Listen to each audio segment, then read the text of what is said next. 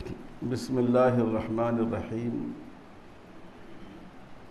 الحمد للہ رب العالمین والصلاة والسلام علی سید الانبیاء والمرسلین وعلی آلہ وصحبہ اجمعین ومن تبعہم بإحسان الی یوم الدین۔ حدثنا الحمیدی عبد اللہ بن الزبیر قال حدثنا سفیان قال حدثنا يحيى بن سعيد الأنصاري قال أخبرني محمد بن إبراهيم التيمي أنه سمع علقمة بن وقاص الليثي رحمهم الله تعالى يقول سمعت عمر بن الخطاب رضي الله تعالى عنه على المنبر قال سمعت رسول الله صلى الله عليه وسلم يقول إنما الأعمال بالنيات وإنما لكل امرئ ما نوى فمن كانت هجرته إلى دنيا يصيبها أو إلى امرأة ينكحها فهجرته إلى ما هاجر إليه۔ عزیز طلباء، یہ چونکہ تعلیم کا افتتاح ہے تو میں نے سوچا کہ کسی کتابی چیز سے اس کا آغاز کیا جائے۔ تو یہ جو حدیث ہے آپ جانتے ہیں کہ اس کو نہ صرف امام بخاری رحمۃ اللہ علیہ نے بلکہ ان کی مطابعات میں بہت سے محدثین نے اس کی معنویات اور اس کی اہمیت کی وجہ سے اس کو اپنی کتاب کا مقدمہ بنایا ہے۔ مشہور محدث علامہ ابن خزیمہ انہوں نے بھی اپنی کتاب اسی حدیث سے شروع کی۔ آپ نے مشکوٰۃ شریف پڑھی ہے، انہوں نے بھی اسی حدیث کو اپنا نقطۂ آغاز بنایا۔ پھر کئی دوسری کتابیں اور علماء ہند میں سے بھی بعض نے تبرکاً اس حدیث سے اپنی کتاب کو شروع کیا ہے۔ اور میں سمجھتا ہوں کہ مدرسے کے آغاز کے لیے اور تعلیم کے افتتاح کے لیے بھی یہ ایک بہترین مناسبت کی حامل حدیث تو ہر ایک بہترین ہے، لیکن اس مناسبت کے لحاظ سے یہ حدیث بہت ہی بہتر ہے کہ اس وقت پڑھی جائے۔ اس حدیث کی تشریح تو آپ لوگ پڑھ کر آئے ہیں، میں ابھی اس کی طرف نہیں جاؤں گا، صرف تبرکاً میں نے یہ حدیث پڑھی۔ یہ بڑی خوشی کی بات ہے کہ آپ حضرات اس درسگاہ میں تشریف لائے اور درسگاہ سے بڑھ کر تربیت گاہ میں تشریف لائے۔ ہم سب لوگ آپ کا خیر مقدم کرتے ہیں، آپ کو سر آنکھوں پر رکھتے ہیں، اور ہمارے لیے آپ کی آمد بہت خوشی کی اور بہت مسرت کی بات ہے۔ حالانکہ آپ میں سے بہتوں سے میری بھی اور یہاں کے اساتذہ کرام کی بھی شاید پہلی ملاقات ہوگی، لیکن جب کوئی طالب علم معہد میں داخلہ لیتا ہے تو مجھے ایسا لگتا ہے کہ ہمارے گھر کا ایک فرد، ہمارے کنبے کا ایک فرد جو ہماری نگاہوں سے چھپا ہوا تھا، آج وہ آ گیا ہے اور ہمیں اس کو اپنے سینے سے لگانا چاہیے، اس کو محبت دینی چاہیے، اس کو شفقت دینی چاہیے، اس کا استقبال کرنا چاہیے۔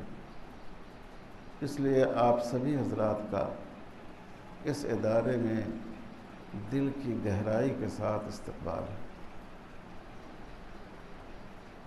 بڑی خوشی کی بات ہے کہ یہاں آپ نے محاضرات سنے۔ محاضرات کی بڑی اہمیت ہوتی ہے۔ آپ نے تاریخ میں جن بزرگوں کا نام پڑھا ہے جو اپنے زمانے کے بڑے اساتذہ تھے، امام بخاری رحمۃ اللہ علیہ، امام ابو حنیفہ رحمۃ اللہ علیہ، اور بڑے بڑے محدثین، وہ عام طور پر کتابیں نہیں پڑھایا کرتے تھے، ان کے سامنے کتاب نہیں ہوتی تھی، طالب علم کے سامنے کتاب نہیں ہوتی تھی، وہ اپنی یادداشت سے کوئی حدیث یا کوئی مضمون بیان کرتے تھے، طلبہ اس کو نوٹ کر لیتے تھے، یہی تعلیم کا طریقہ تھا۔ گویا محاضرات کے ذریعے ان کی تعلیم ہوا کرتی تھی۔ بعد کے ادوار میں سہولت کے لیے یہ طریقہ مروج ہوا کہ صرف مضمون کو سمجھانے کے بجائے اس مضمون کی کوئی کتاب استاذ کی اور طالب علم کے سامنے ہو، اس کا درس ہو۔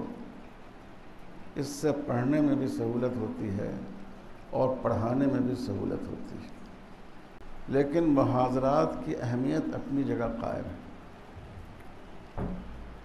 کتاب کے درس میں طالب علم ہو یا استاذ، اس کا دائرہ محدود ہوتا ہے۔ کتاب کی جو عبارت آپ نے پڑھی، اسی کتاب کو استاذ حل کرتا ہے، اسی کو آپ سمجھتے ہیں، اسی کے حاشیے کو اور اس کی شرح کو استاذ اپنے سامنے رکھتا ہے۔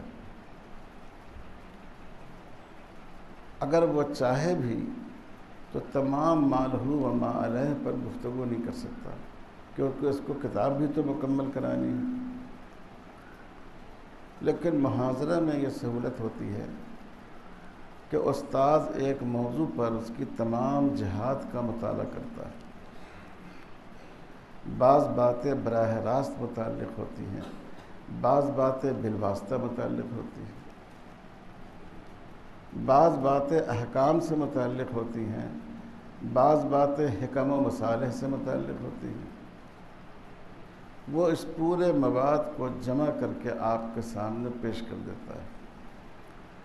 جس بات کو آپ سمجھنے میں اور جس کا مطالعہ کرنے میں ہفتوں لگاتے،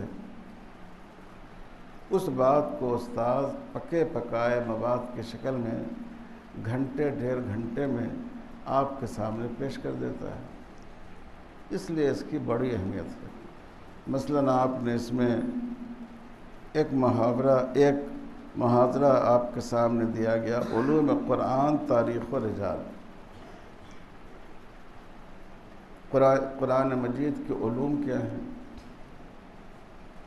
قرآن مجید کی جمع و ترتیب کی تاریخ کیا ہے؟ کن شخصیتوں نے اس خدمت کو انجام دیا ہے؟ اگر آپ اس کو براہ راست کتابوں میں دیکھنا چاہیں تو آپ اندازہ کیجئے کہ آپ کو کتنی جانفشانی کرنی پڑے گی۔ آپ کو تاریخ کی کتاب دیکھنی ہوگی، آپ کو رجال کی کتاب دیکھنی ہوگی، آپ کو علوم القرآن کی کتابیں دیکھنی ہوں گی۔ استاذ ان تمام چیزوں کو ایک جگہ اکٹھا کر کے آپ کے سامنے رکھ دیتا ہے اور آپ کو اس کے پڑھنے میں سمجھنے میں آسانی ہوتی ہے۔ اسی لیے یہاں محاضرات کو بڑی اہمیت دی جاتی ہے اور سال بھر محاضرات دیے جاتے ہیں۔ ہر ہفتے کم سے کم 2 محاضرات تو ہوتے ہی ہیں۔ ابھی جو محاضرات آپ کے سامنے ہوئے وہ بھی بہت اہم ہیں، علوم قرآن سے متعلق، تخریج احادیث سے متعلق، فقہ اسلامی سے متعلق، اصول فقہ اور قواعد فقہ پر، ہندوستان کے مفسرین کے موضوع پر، دفاع دین کی اہمیت پر، پھر اس کے بعد موجودہ حالات کے تناظر میں برہمنیت اور ہندوتوا پر، اور ابلاغ عامہ کی مہارتیں اس پر، موجودہ عہد میں انگریزی زبان کی اہمیت و ضرورت پر، قانون اسلامی کی ضرورت و معنویت پر، سارے موضوعات بہت اہم ہیں، اور آپ غور کریں گے تو یہ اس زمانے کی ضرورتوں کو چھوتے ہوئے موضوعات ہیں۔ پتہ نہیں آپ لوگوں نے توجہ کے ساتھ ان کو سنا یا نہیں سنا، اور ان کا نوٹ لیا یا نہیں لیا، لیکن یہ بڑے اہم محاضرات ہوتے ہیں، اور ہم لوگ سال کے آغاز میں محاضرات کو پیش کرتے ہیں تاکہ آپ یہاں جن مضامین کو پڑھیں گے ان مضامین سے ایک درجے میں آپ کی مناسبت ہو جائے، تعارف ہو جائے۔ مجھے امید ہے کہ آپ حضرات نے ان کو توجہ سے سنا ہوگا اور اپنی کاپیوں میں اس کا نوٹ بھی لیا ہوگا۔ نوٹ لیا ہے آپ لوگوں نے اس کا؟ تو وہ تعویذ بنا کر گلے میں لٹکانے کے لیے نہیں ہے، بار بار پڑھنے کے لیے، بار بار اس پر نظر ڈالیے، اس کو اپنے ذہن میں تازہ کیجیے، اپنے ذہن میں سوال پیدا کیجیے۔ معہد میں یہ ماحول بنایا جاتا ہے کہ طلبہ زیادہ سے زیادہ سوال کریں، چاہے محاضرہ ہو چاہے درس ہو۔ آپ کو چاہیے تھا کہ جو محاضرین تھے آپ ان سے سوالات بھی کرتے، اگر نہیں کیا ہے تو وقت گیا نہیں ہے۔ اگر آپ نے اپنی کاپی میں نوٹ لیا ہو تو اب آپ ان سے الگ سے رابطہ کر سکتے ہیں کہ یہ جو بات آپ نے فرمائی تھی وہ مجھے سمجھ میں نہیں آئی، مجھے اس پر یہ اشکال ہے۔ سوال علم کی علامت ہے، اور سوال کا پیدا نہ ہونا یہ نیکی کی علامت نہیں ہے، یہ غفلت اور ناسمجھی کی علامت ہے۔ یہ نیکی یہ نہیں ہے کہ صاحب زبان نہیں کھولیں، بھئی اچھی بات کے لیے زبان کھولنا کوئی بری بات ہے؟ یہ غفلت کی بات ہے، یا تو آپ نے توجہ سے سنا نہیں، یا جو باتیں کہی گئی ان کو آپ نے سمجھا نہیں۔ تو طالب علم کے ذہن میں سوال قائم ہونا چاہیے۔ رسول اللہ صلی اللہ علیہ وسلم نے ایک موقع پر حضرت عبداللہ ابن عباس رضی اللہ تعالیٰ عنہ کو دعا دی، اللہ یرزقک قلبا عقولا ولسانا سعولا، اللہ تم کو ایسا قلب دے جو عقل و فہم سے معمور ہو، اور اللہ تعالیٰ تم کو ایسی زبان دے، سعول آپ جانتے ہیں مبالغہ کا صیغہ ہے، کہ جو زیادہ سے زیادہ سوال کرنے والی ہو۔ تو طالب علم کی شان یہ ہے کہ اس کے ذہن میں سوالات پیدا ہوں، اور پورے احترام کے ساتھ اس میں سوال کرنے کی جرأت ہو، اس کا حوصلہ ہو۔ تو اسی طرح آپ آئندہ بھی ان محاضرات کو سنیں اور کتابوں کا مطالعہ کریں۔ آج جب کہ آپ کے درس کی باضابطہ ابتدا ہو رہی ہے تو چند موٹی موٹی باتیں جو اس ادارے کے مزاج سے متعلق ہیں، اور ان میں بہت سی باتیں آپ حضرات کے سامنے آ چکی ہوں گی، یہ گویا قند مقرر کے طور پر شاید میں آپ کے سامنے پیش کر رہا ہوں گا، لیکن میں چاہتا ہوں کہ آپ اس کو پوری توجہ سے سنیے اور اس کا نوٹ لیجیے۔ سب سے پہلی بات ہے نیت کی اصلاح۔ مومن کا ہر عمل نیت سے، بعض افعال تو وہ ہیں جو نیت سے صحیح ہوتے ہیں، بغیر نیت کے درست ہی نہیں ہوتے ہیں۔ یہ ایک درجہ ہے عمل کی صحت کا۔ اس سے اعلیٰ درجہ ہے عمل کی قبولیت کا۔ کوئی عمل نیت کے بغیر قبول نہیں ہوتا ہے، ہر عمل کی قبولیت کے لیے نیت شرط ہے، اور بعض اعمال وہ ہیں کہ جس کی صحت کے لیے نیت شرط ہے۔ اگر کوئی آدمی بغیر نیت کے قیام اور رکوع و سجود کر لے تو بتائیے نماز درست ہوگی؟ نماز درست نہیں ہوگی۔ اور بعض اعمال وہ ہیں کہ جن کی قبولیت، جن کے لیے نیت شرط نہیں ہے، لیکن ان کی قبولیت، ان کا باعث اجر ہونا یہ نیت کی وجہ سے ہوگا۔ جیسے مشہور مسئلہ آپ وضو کے سلسلے میں پڑھتے ہیں، آپ نے وضو کیا، ظاہر ہے کہ نماز کے لیے ہی وضو کرتے ہیں، لیکن اگر آپ کی نیت ہے اس میں اجر و ثواب کی، اللہ کو راضی کرنے کی، تب وہ باعث ثواب ہوگا، ورنہ باعث ثواب نہیں ہوگا۔ صرف نماز صحیح ہو جائے گی لیکن اجر اس پر حاصل نہیں ہوگا۔ تو کوئی عمل ایسا نہیں ہے جس سے نیت کا تعلق نہ ہو۔ نیت کی وجہ سے عادتیں عبادت ہو جاتی ہیں۔ کھانا کھانا ایک امر عادت ہے، ہم آپ بھی کھاتے ہیں، غیر مسلم بھائی بھی کھاتا ہے، گھوڑے اور گدھے بھی کھاتے ہیں، لیکن اگر آپ نے اس نیت سے کھانا کھایا کہ ہمارے جسم میں طاقت پیدا ہوگی، میں اللہ کی عبادت کروں گا، خلق اللہ کی خدمت کروں گا، تو یہ جو امر عادت تھا یہ کیا ہو جائے گا؟ عبادت بن جائے گا۔ محنت مزدوری کرنا، کسب معاش کرنا ہر انسان کی ایک مجبوری ہے۔ عبداللہ بھی محنت مزدوری کرتا ہے اور مہیش اور رمیش بھی محنت اور مزدوری کرتا ہے اپنے بال بچوں کی ضروریات کو پوری کرنے کے لیے۔ اگر آپ نے محنت مزدوری کے ساتھ یہ نیت کی کہ اللہ اس کے ذریعے ہمیں جو روزی دیں گے، اللہ نے ہم پر جو ذمہ داری رکھی ہے اپنے بال بچوں کی پرورش کی، ہم اس ذمہ داری کو پورا کریں گے، اور پیسوں میں اللہ تعالیٰ نے ہمارے غریب بھائیوں کا جو حق رکھا ہے ہم وہ حق ادا کریں گے، تو اب یہ عمل آپ کا کیا ہو جائے گا؟ عبادت ہو جائے گی۔ اسی لیے قرآن مجید میں سورہ جمعہ میں آپ دیکھتے ہیں اللہ تعالیٰ نے نماز کو، خطبے کو ذکر سے تعبیر کیا ہے، فَصَوْا إِلَىٰ ذِكْرِ اللَّهِ،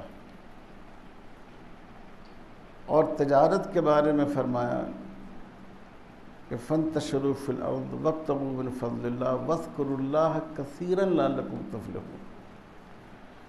ذکر کافی نہیں ہے، ذکر کثیر ضروری ہے، خوب ذکر کرو جب تم تجارت اور کاروبار میں ہو۔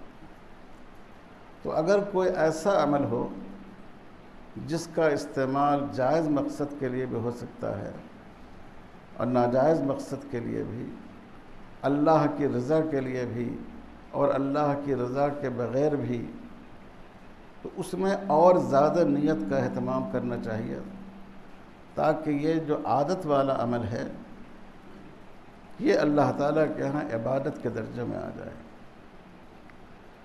تو نیت کا ایک بڑا فائدہ یہ ہے، اور نیت میں نقص کی وجہ سے جو عبادت ہے وہ عادت کے درجے میں آ جاتی ہے۔ آپ نے نماز پڑھی اور نیت اللہ کو راضی کرنے کی نہیں تھی، نیت لوگوں کو خوش کرنے کی تھی۔ فقہ کی کتابوں میں آپ پڑھیں گے کہ کسی کا قرض خواہ اس سے قرض لینے کے لیے آیا اور پیسے آپ کے پاس نہیں تھے کہ آپ قرض ادا کریں، تو آپ نے بالکل فی البدی نماز شروع کر دی اور خوب طویل نماز پڑھ رہے ہیں تاکہ قرض لینے والا متاثر ہو جائے، بھائی اتنا بزرگ نمازی آدمی ہے، اگر تنگ کریں گے تو میری خیر نہیں ہے، اور وہ اپنے مطالبے سے باز آ جائے۔ تو بعض فقہا تو کہتے ہیں کہ ایسے شخص پر کفر کا حکم لگایا جائے گا، لیکن ریا کا گناہ تو بہرحال ہوگا۔ جو عمل اللہ کے لیے تھا اس عمل کا استعمال اس نے خسیس مقصد کے لیے کیا۔ اس لیے میں کہہ رہا ہوں کہ نیت کا سقم یہ عبادت کو عادت کے درجے میں پہنچا دیتا ہے، ثواب سے محروم کر دیتا ہے۔ تو میرے بھائیوں اور بزرگوں، آپ جس عمل کو شروع کر رہے ہیں وہ بہت ہی محترم بشان عمل ہے، علم۔ آپ نے بخاری میں پڑھا ہے باب العلم قبل العمل، اس کا مطلب دونوں طرح بیان کیا گیا ہے، لیکن اس کا ایک عمل یہ بھی بیان کیا گیا ہے کہ علم کی فضیلت عمل سے بھی زیادہ ہے، تو اتنا افضل عمل ہے۔ تو اس کے ساتھ نیت ہونی چاہیے نہیں ہونی چاہیے؟ آپ لوگ نیت کریں گے؟ اب دیکھیے جو حدیث شریف ہم نے آپ کے سامنے پڑھی، رسول اللہ صلی اللہ علیہ وسلم نے ارشاد فرمایا انما الاعمال بالنیات وانما لامرئ ما نوى۔ اعمال کا مدار نیت پر ہے، اور ہر آدمی کے لیے وہ ہے جس کی وہ نیت کرے۔ اس میں بعض شارحین نے یہ بات لکھی ہے، اور مجھے یہ بات بڑی اچھی لگتی ہے کہ یہ جو پہلا ٹکڑا ہے انما الاعمال بالنیات، یہ تجدید نیت کے لیے ہے۔ جب کوئی عمل کرو تو بے نیتی کے ساتھ نہ کرو، نیت کی تجدید کر لو۔ اور یہ جو دوسرا ٹکڑا ہے انما لامرئ ما نوى، یا بعض روایتوں میں انما لکل امرئ ما نوى، یہ توسیع نیت کے لیے ہے۔ ایک عمل میں جتنی اچھی باتوں کی نیت ہو سکتی ہے ان تمام نیتوں کو اس میں شامل کر لو تو سب کا ثواب حاصل ہو جائے گا۔ اب جیسے آپ یہ علم حاصل کر رہے ہیں، ایک نیت تو آپ کی براہ راست یہ ہے کہ ہم کو دین کی معلومات حاصل ہو جائیں، چاہے تفسیر میں، چاہے حدیث میں، چاہے فقہ میں، چاہے اسلام کی دعوت و اشاعت اور اس کے دفاع کے میدان میں۔ لیکن آپ اس نیت میں توسیع کر سکتے ہیں۔ ہم اس لیے اس علم کو حاصل کر رہے ہیں کہ ہم اس کو صرف معلومات تک محدود نہیں رکھیں گے، ہم اس کو اپنے معمولات میں شامل کر لیں گے، ہم اس پر عمل بھی کریں گے۔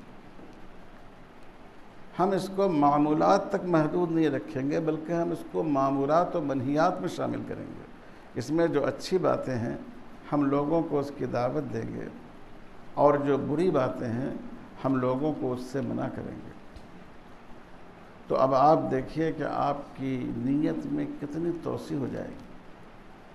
ہم یہاں پڑھنے کے بعد جب باہر نکلیں گے تو ہم بیانات اور خطابات کے ذریعے عام مسلمانوں کی اصلاح کریں گے۔ ہم تعلیم و تربیت کے ذریعے نوجوانوں کی ان تک علم کی نعمت کو پہنچائیں گے۔ ہم اپنی زندگی میں اس کو لائیں گے، ہم اس کی مدد سے خدمت خلق کا کام کریں گے۔ اسلام پر جو اعتراضات کیے جاتے ہیں ہم ان کا جواب دیں گے، ہم اسلام کا دفاع کریں گے۔ جتنی چیزوں کو آپ اپنی نیت میں شامل کر لیں گے یہ ساری چیزیں آپ کے کھاتے میں آ جائیں گی۔ تو سوچئے کتنا بڑا فائدہ ہے۔ نیت کرنا ہے اور اپنی نیت میں وسعت پیدا کرنا ہے۔ اور دیکھو ایک بات اور بھی ذہن میں رکھو کہ آدمی انسان کے اختیار میں صرف نیت ہی۔ تم اگر یہ چاہو کہ ہم بہت بڑے علامہ بن جائیں تمہاری طاقت میں ہے یہ؟ آپ کا کام نیت کرنا ہے۔ ہم چاہتے ہیں کہ فلاں کے جیسے عالم بن جائیں، تو آپ کی نیت اور کوشش کے اعتبار سے اللہ تعالیٰ اس کو پورا فرمائیں گے۔ تو اسی لیے انما الاعمال بالنیات، اعمال جو وجود میں آئیں گے نا وہ نیتوں کے ذریعے۔ آپ نیت کریں کہ ہم کو ایک اچھا خطیب بننا ہے دین کے لیے، انشاءاللہ اللہ تعالیٰ آپ کے دل کی اس آواز کو سنیں گے۔ آپ نیت کریں کہ ہمیں انشاءاللہ محدث بننا ہے، حدیث کا ایک محقق عالم بننا ہے، اللہ تعالیٰ آپ کی اس آواز کو سنیں گے۔ تو نیت کا ایک فائدہ اجر بھی ہے۔ نیت کا ایک فائدہ یہ ہے کہ اس میں جتنی وسعت ہوگی اس کے مطابق آپ کو اجر ملے گا۔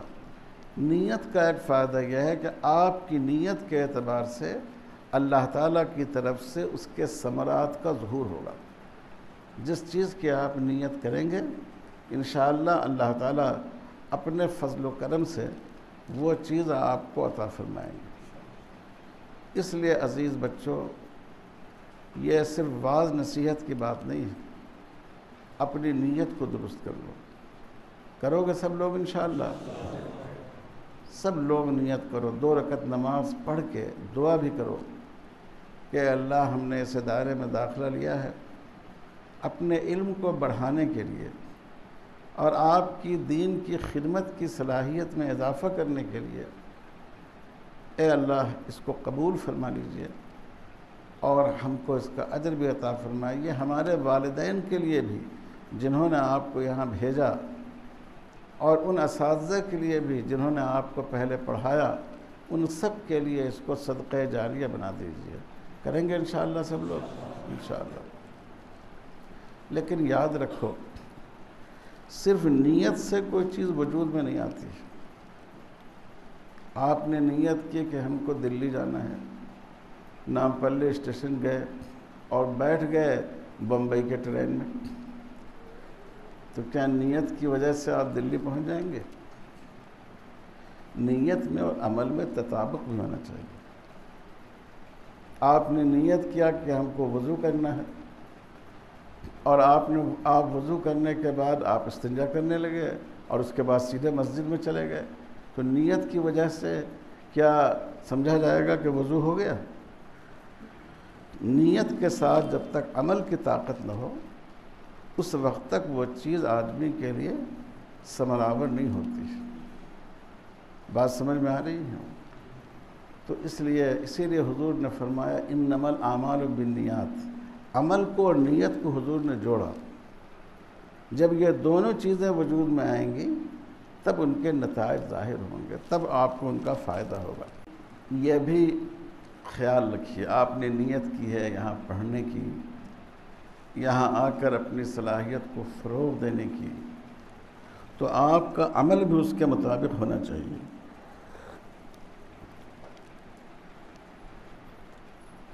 ایک عمل کا کتنا اثر ہوتا ہے، شیخ عوامہ اللہ تعالیٰ ان کی حیات برکت عطا فرمائے، ان کی ایک کتاب ہے علم کے آداب ہی پر، اس میں انہوں نے ایک واقعہ نقل کیا ہے، اب مجھے اتفاق سے یاد نہیں ہے ان بزرگ کا نام۔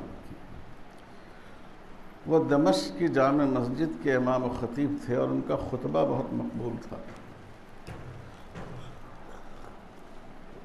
یہ ترکوں کے دور کی بات ہے، دور دور سے لوگ ان کا خطبہ سننے کے لیے آتے تھے۔ جو دمشق کے گورنر تھے وہ بھی ان کا خطبہ سننے کے لیے آیا کرتے تھے۔ تو اس گورنر اب بہت متاثر تھے ان سے، تو جو اس گورنر کا غلام تھا وہ الگ سے آ کر ان بزرگ سے ملا اور اس نے کہا کہ حضرت آپ ایک دن غلام کو آزاد کرنے کی فضیلت پر بیان کر دیجیے۔ کیوں کہا ہوگا آپ سمجھ گئے ہوں گے، چونکہ وہ غلام تھا، چاہتا تھا کہ آزاد کر دیے جائیں۔ تو انہوں نے وعدہ کر لیا۔ ایک ہفتہ گزرا، 2 ہفتہ گزرا، وہ ہر جمعہ کو جاتا، اپنے مالک کے ساتھ سوچتا کہ شاید آج اس پر بیان ہوگا اور بیان نہیں ہو رہا تھا۔ کئی مہینے گزر گئے، پھر ایک دن انہوں نے اپنا پورا خطبہ اسی موضوع پر دیا کہ غلام کو آزاد کرنے کی، فک رقبہ کی کیا فضیلت ہے۔ تو ہو گیا، جب وہ وہاں سے واپس نکلا تو جو اس کا مالک تھا اس نے کہا کہ آج ہم نے تم کو آزاد کر دیا۔ وہ اتنا متاثر ہوا اس خطبے سے گورنر، اس نے آزادی کا اعلان کر دیا اس کے۔ وہ پھر بعد میں شیخ کے پاس پہنچا، کہا میں آپ کا بہت شکر گزار ہوں، آج آپ نے اس موضوع پر بیان کیا، اس کا اثر ہے کہ میرے مالک نے مجھے آزاد کر دیا، لیکن مجھے ایک شکایت بھی ہے، اگر یہ بیانات اسی وقت کر دیے ہوتے تو میں جب ہی آزاد ہو گیا ہوتا، اتنا عرصہ نہیں گزرتا۔ تو شیخ نے کہا کہ دیکھو، میں کم آمدنی کا حامل آدمی ہوں، میرے پاس نہ کوئی غلام ہے نہ بادی ہے۔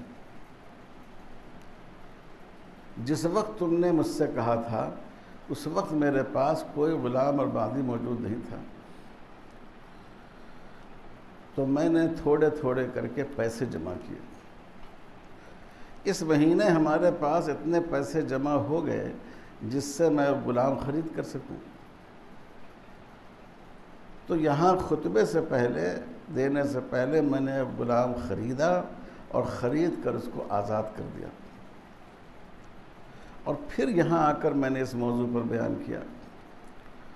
تو اگر اس خطبے کے پیچھے، اس کے پس پشت یہ عمل نہیں ہوتا تو تمہارے مالک پر اس کا یہ اثر بھی نہیں ہوتا جو تم نے دیکھا ہے۔ تو عمل یہ بڑی اہم چیز ہے، اور بہت افسوس کی بات ہے کہ ہم لوگ دن رات قرآن و حدیث کو پڑھتے ہیں، صحابہ کے، بزرگوں کے واقعات کو سنتے ہیں، مسائل پر بیان کرتے ہیں، لیکن ہماری عملی زندگی میں بڑی کوتاہی ہوتی ہے۔ مسجد میں نماز کے لیے حاضری نہیں ہوتی، پابندی نہیں ہوتی ہے۔ کئی دفعہ بعض مہمان جب آتے ہیں تو میں اساتذہ سے کہتا ہوں کہ بھائی ذرا بچوں کو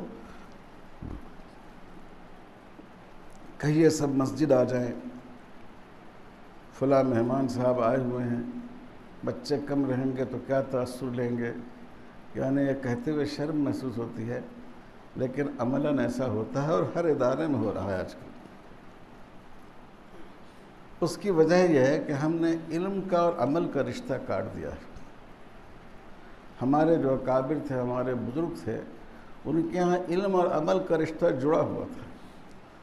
آپ نے پڑھا ہوگا علامہ انور شاہ کشمیری رحمۃ اللہ علیہ کے پاس ایک صاحب اپنے بچے کو لے کر آئے، کہا حضرت یہ بہت گڑ کھاتا ہے، ذرا اس کو سمجھا دیجئے، منع کر دیجئے۔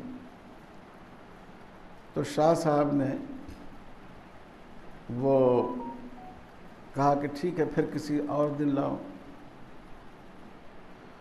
پھر یہ کسی اور دن لے کر گئے تو سمجھایا شاہ صاحب نے ان کو۔ پھر بعد میں علامہ کشمیری نے ان کو بتایا کہ بھائی میں خود گڑ بہت کھاتا ہوں، تو میں کیسے اس کو منع کرتا۔ تو اس لیے جب یہ بات آئی تو ہم نے گڑ کھانا چھوڑ دیا، اس لیے میں آج منع کر رہا ہوں۔ تو جس تقریر کے پیچھے، جس بیان کے پیچھے عمل کی قوت ہوتی ہے، اس میں تاثیر پیدا ہوتی ہے۔ کتنی دھواں دھار تقریر آپ کر لیں، لیکن اگر اس کے پیچھے عمل کی طاقت نہ ہو تو اس بات میں کوئی قوت نہیں ہوتی۔ میں نے ہندوستان میں کئی بڑے بڑے مقررین کو دیکھا ہے کہ جب وہ اسٹیج پر پہنچتے تھے تو پورا میدان نعرہ تکبیر کی صدا سے گونج جایا کرتا تھا، لیکن لوگوں کی عملی زندگی پر اس کا کوئی اثر نہیں پڑتا تھا۔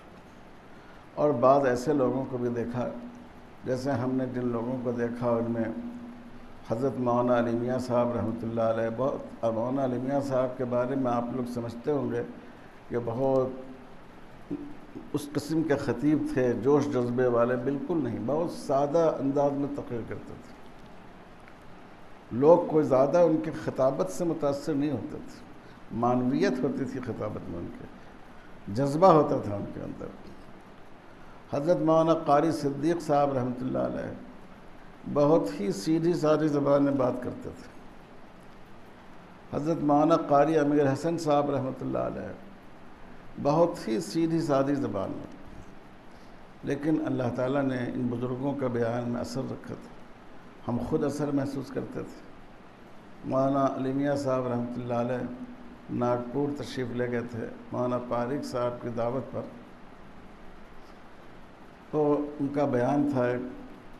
حیدرآباد سے بھی مولانا پاریک صاحب نے مولانا رضوان صاحب رحمۃ اللہ علیہ کو اور مجھ کو بلایا تھا، تو ہم بیٹھے ہوئے تھے۔ مولانا بالکل سادہ الفاظ میں بیان کر رہے تھے، لیکن مجھے ایسا لگ رہا تھا کہ جیسے طبیعت بے قابو ہو رہی ہے۔ میں وہاں سے تھوڑا کھسک کر دوسری طرف بیٹھ گیا کہ مولانا رضوان صاحب وغیرہ سمجھیں گے کیا مکاری کر رہا ہے، کہیں ایسا نہ ہو کہ میری آواز نکل جائے۔ اتنا اثر۔ اور باتیں بالکل سیدھی سادھی، کوئی رنگ آمیزی کی بات نہیں، کوئی جوش و ولولے کی بات نہیں۔ تو عزیز بچوں، جب تک الفاظ کے پیچھے عمل کی قوت نہیں ہوتی ہے، اس لفظ میں، ان الفاظ میں طاقت نہیں ہوتی۔ آپ دیکھیے بعض مصنفین کی تحریریں بہت خوبصورت ہوتی ہیں لیکن مقبول نہیں ہوتی، اور بعض کی تحریریں بہت مقبول ہوتی ہیں۔ اس کے پیچھے ان کے اندر کی فکر، ان کے اندر کا جذبہ، ان کے عمل کی قوت، امت کے لیے، دین کے لیے ان کے اندر کا اضطراب، یہ اس کے پیچھے کار فرما ہوتا ہے۔ تقریر ہو یا تحریر ہو، صرف الفاظ کے ذریعے اس سے انسان میں انقلاب نہیں آتا ہے۔ تو آپ حضرات سے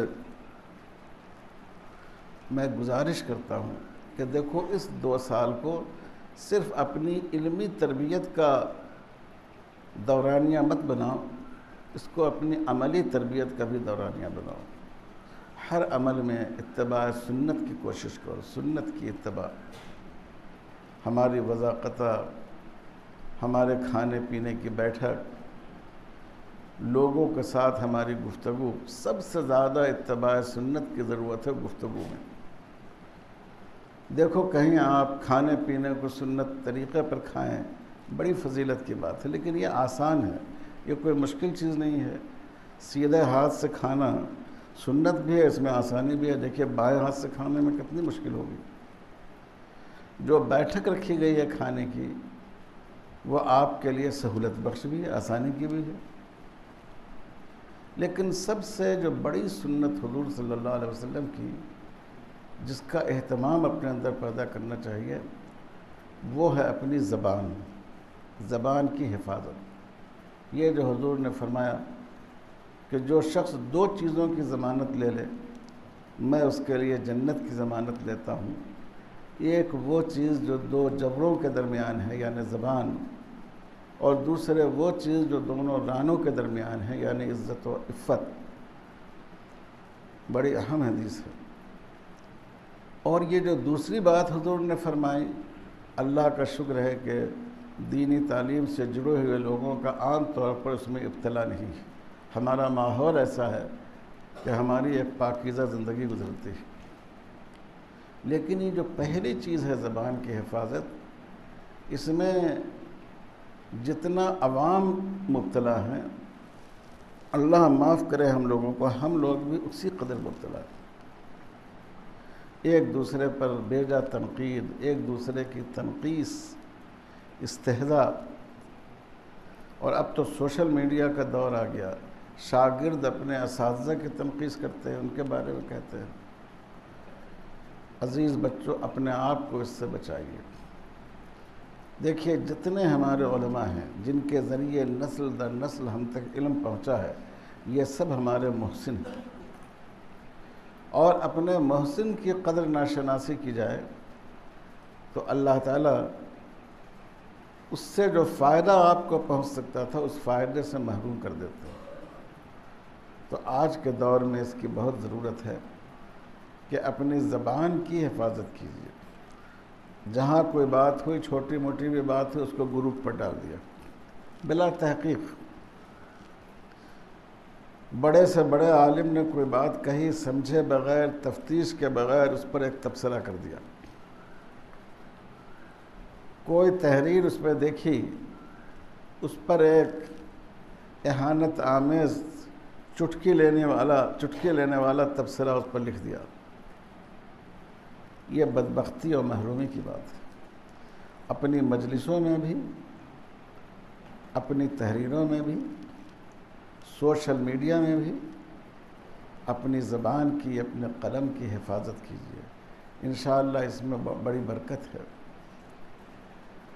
تو یہ دوسری چیز ضروری ہے، نیت، اور دوسری بات میں نے کیا کہی؟ عمل، پوری زندگی کا عمل، عبادات ہی نہیں بلکہ جو ہماری روزمرہ کی زندگی ہے، اس میں بھی ہمارا عمل پوری طرح شریعت کے مطابق ہو۔ تیسری چیز جو میں آپ سے چاہوں گا وہ ہے علمی تثبت۔ بہت سی چیزیں ہیں علم دین کی، قرآن و حدیث کی لوگ بیان کرتے ہیں، دوسرے احباب بھی بیان کرتے ہیں، جو لوگ کسی دینی جماعت اور تحریک سے لگے ہوئے وہ بھی بیان کرتے ہیں، انہوں نے کسی کتاب میں پڑھا بیان کر دیا، کسی عالم سے سنا بیان کر دیا، ان کے لیے یہ بجا ہے۔ لیکن آپ نے حدیث کی کتابیں کیوں پڑھی؟ آپ نے قرآن مجید کی تفسیریں کیوں پڑھی؟ آپ نے فقہ کی کتابیں کیوں پڑھی؟ اسی لیے کہ ہر کہی سنی بات کو بلا تحقیق نقل کرتے جائیں۔ آپ نے سنا کہ حضور صلی اللہ علیہ وسلم نے فرمایا کہ آدمی کے جھوٹا ہونے کے لیے کافی ہے ہر سنی ہوئی بات کو نقل کر دے۔ تو یہ جو ایک مانوی جھوٹ ہے جس کا حضور صلی اللہ علیہ وسلم نے ذکر کیا ہے، اس کا ارتکاب ہم لوگ بہت کرتے ہیں، سنی سنائی باتوں کو بلا تحقیق۔ آپ اپنے اندر یہ مزاج پیدا کیجئے کہ جو بات آپ بیان کریں گے قرآن و حدیث سے اس کی تحقیق کر کے بیان کریں گے۔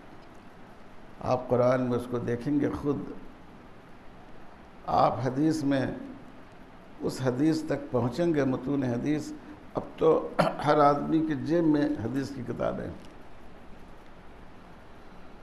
آپ نے اگر کوئی مسئلہ دیکھا اور آپ کو ذرا بھی اس کے بارے میں بے اطمینانی ہے تو کتاب سے مراجعات کریں گے، پھر اس کو پیش کریں گے، اور جب لوگوں کے سامنے بیان کریں گے تو ادلہ شرعیہ کی روشنی میں بیان کریں گے۔ آج کل ایک مرض بعض دوسرے حلقوں کی طرح ہمارے یہاں بھی یہ ہو گیا کہ ہم لوگ اپنی تقریروں میں قرآن و حدیث کو بیان کرنے کے بجائے بزرگوں کی کرامتوں کو، خواب کو، تو یہ کرامتیں کیا حجت ہیں؟ بولیے، خواب کیا حجت ہے؟ اپنے حق میں بھی حجت نہیں۔ اگر آپ نے خواب میں کوئی ایسی چیز دیکھ لی جو خلاف شرع ہے تو آپ کے لیے اس پر عمل کرنے کی اجازت ہے، اور بیان کرنے کی تو بات ہی اور ہے۔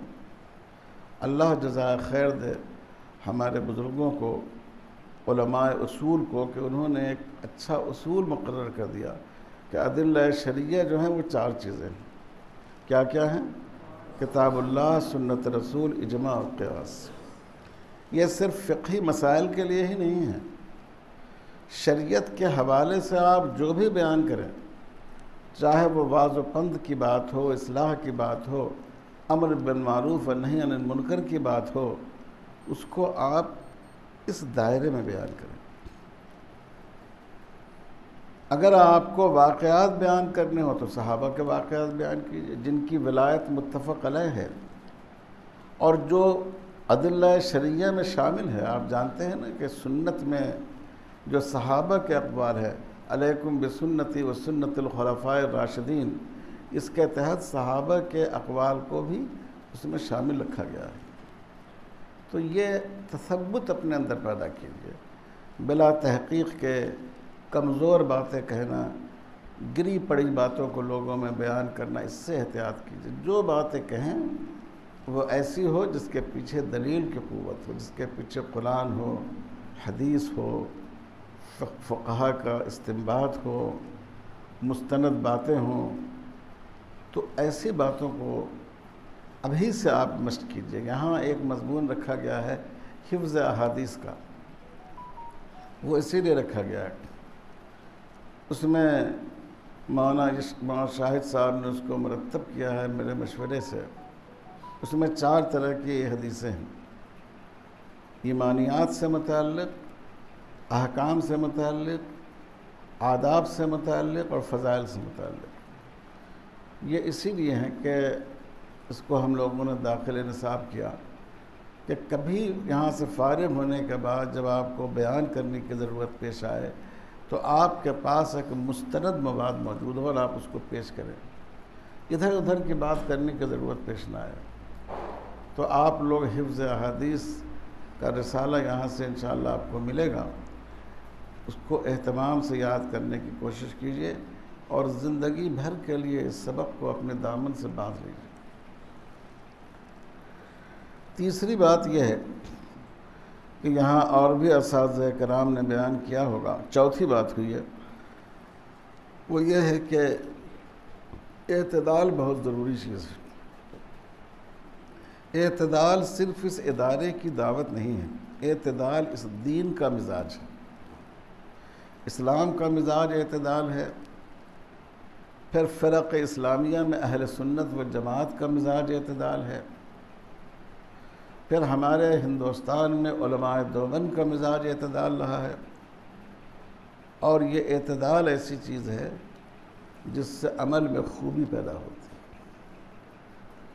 ہر چیز میں اعتدال کی ضرورت ہوتی ہے۔ دیکھیے اس وقت بہت شدت کی گرمی ہے، ہم لوگ چاہتے ہیں کہ بارش ہو جائے، موسم اچھا ہو جائے، لیکن اگر اتنی شدید بارش ہو جائے کہ سیلاب آ جائے تو یہ آپ کے لیے مفید ہوگا یا نقصان دہ ہوگا؟ نقصان دہ ہوگا۔ بارش کی ہمیں ضرورت ہے، لیکن اگر حد اعتدال سے بڑھ جائے تو وہ ہمارے لیے نقصان دہ ہے۔ تو اسی طرح تمام چیزوں میں اعتدال کا خیال رکھنا چاہیے، اعتدال کا خیال رکھنا چاہیے فتویٰ دینے میں بھی، اور یہاں جو مشق فتاوی ہوتی ہے اس میں اس کا لحاظ رکھا جاتا ہے۔ اعتدال ہونا چاہیے اگر آپ کسی دوسرے کے بارے میں اظہار خیال کریں تو اس میں بھی۔ اب دیکھیے آپ سب جانتے ہیں کہ مولانا احمد رضا خان صاحب بریلوی مرحوم، ان کا ہمارے بزرگوں سے اختلاف رہا ہے، اور وہ اختلاف میں حد اعتدال سے باہر چلے جاتے تھے، اور لوگوں کی تکفیر کرنے میں بہت ہی تیز گام واقع ہوئے تھے۔ لیکن ہمارے بزرگوں کا مزاج کیا تھا؟ حضرت مولانا رشید احمد گنگوہی رحمۃ اللہ علیہ کے ہاں ایک صاحب نے ان کا ذکر کیا، بار بار کہا احمد رضا خان، احمد رضا خان، تو حضرت گنگوہی نے فرمایا کہ احمد رضا خان کیوں کہتے ہو؟ وہ تو عالم دین تھے۔ مولانا کیوں نہیں کہتے ہو مولانا احمد رضا خان؟ کیا وہ عالم نہیں تھے؟ یہ کوئی مناسب بات نہیں ہے کہ کسی سے اگر کوئی اختلاف ہو تو اس کا جو جائز حق ہے اس سے بھی اس کو محروم کر دیا جائے۔ حالانکہ حضرت گنگوہی رحمۃ اللہ علیہ کے بارے میں بہت سخت الفاظ مولانا احمد رضا خان صاحب نے لکھے ہیں۔ اور ایک موقع پر حضرت گنگوہی نے اپنے بعض مریدین سے کہا کہ بھائی ہمارے وہ دوست آج کل ہمارے بارے میں، ہم لوگوں کے بارے میں کیا کہتے ہیں، اور کچھ ان کے بارے میں کچھ اگر ہو تو مجھے بتاؤ۔ کہا حضرت وہ تو ان کی بات بھی کچھ سننے کے لائق ہوتی ہے۔ تو حضرت گنگوہی رحمۃ اللہ علیہ نے، وہ تو آپ کی تکفیر کرتے ہیں، آپ کے تمام بزرگوں کی تکفیر کرتے ہیں۔ حضرت گنگوہی رحمۃ اللہ علیہ نے فرمایا کہ بھائی وہ یہ سمجھ کر تکفیر کرتے ہیں ہماری کہ ہم حضور صلی اللہ علیہ وسلم کی شان میں گستاخی کرتے ہیں، اور اگر ہم کو بھی کسی کے بارے میں معلوم ہو کہ یہ حضور کی شان میں گستاخی کرنے والا ہے تو میں بھی تکفیر کروں۔ تو اگرچہ ان کو ہمارے بارے میں سمجھنے میں غلطی ہوئی ہے، لیکن جس اصول کو انہوں نے اختیار کیا وہ غلط نہیں ہے، یہ حضور صلی اللہ علیہ وسلم سے محبت کا مظہر ہے۔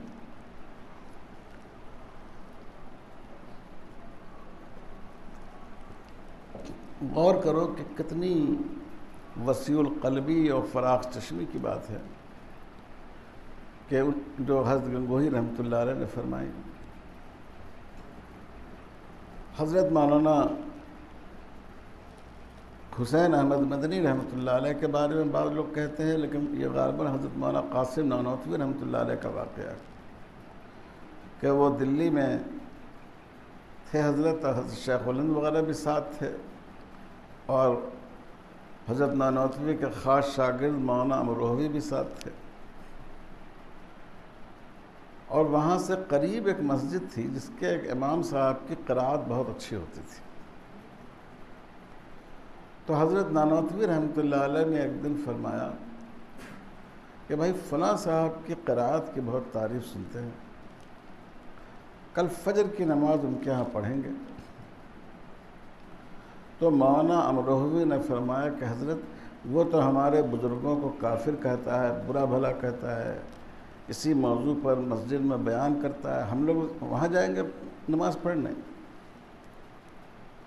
جب اگلے دن فجر کا وقت آیا تو حضرت نانوتوی اپنے تمام شاگردوں کو لے کر اسی مسجد میں پہنچ گئے، وہی فجر کی نماز ادا فرمائی۔ نماز کے بعد ان سے تعارف کرایا کہ میں محمد قاسم نانوتوی ہوں۔ وہ بیچارے بہت شرمندہ ہوئے، کہا حضرت ہم نے تو آپ کے بارے میں بہت سی باتیں ایسی کہیں اور میں آپ سے معافی چاہتا ہوں۔ تو حضرت نانوتوی نے فرمایا کہ نہیں، ہم اس لیے آ گئے کہ یہ سب باتیں جو بھی کہیں ہیں آپ نے ضرور غلط فہمی کی بنا پر کہی ہوں گی، ہمارے بارے میں آپ کو غلط اطلاع دی گئی ہوگی، تو ہم اس لیے آ گئے کہ اگر کوئی غلط فہمی ہو تو ہم دور کر دیں، کوئی غلط بات آپ تک پہنچی ہو تو جو صحیح بات ہے وہ ہم آپ کے سامنے پیش کر دیں۔ وہ بیچارے بہت شرمندہ ہوئے، گرویدہ ہو گئے۔ دیکھیے یہ اعتدال ہے، یہ ہمارے بزرگوں کا طریقہ ہے۔ وہ اختلاف رکھنے والوں کے بارے میں بھی، برا بھلا کہنے والوں کے بارے میں بھی کتنا اعتدال سے کام لیتے تھے۔ وہ لوگ کہ جن میں تجدد کا مزاج پایا جاتا تھا، اگر میں کہوں کہ ان کے سر خیل سر سید احمد خان مرحوم تھے تو بیجا نہ ہوگا۔